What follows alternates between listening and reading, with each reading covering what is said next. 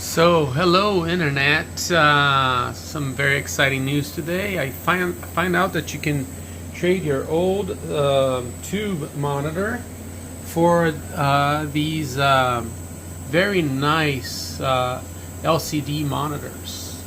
And when I first did the research, he said it was just going to be monochrome or two colors, but turns out that it is actually color.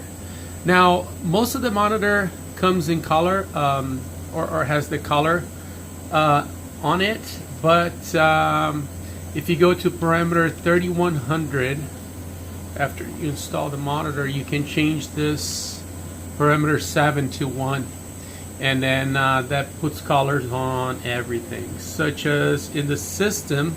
If you go to PMC, the PMC will only be colored if you put that parameter in. So then this is how the screens look in manual guide. I'm going to go to first manual guide over here, and then this is the linear. The resolution is just some more, it's a lot better. You can see things a lot clearer. Here's circle cutting. Here's the corner cutting, and then roughing for some.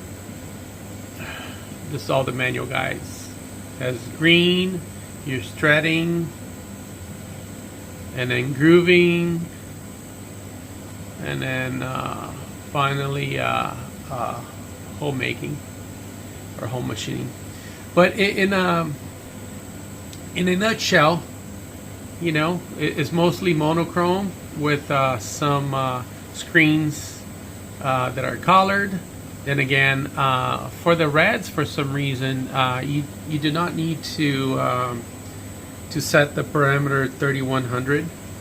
Let me go back here, and this is mainly the main screen that that changes.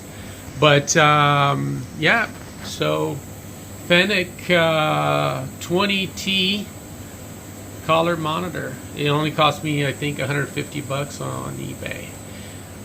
And I'll put the part number down below. All right, talk to you later.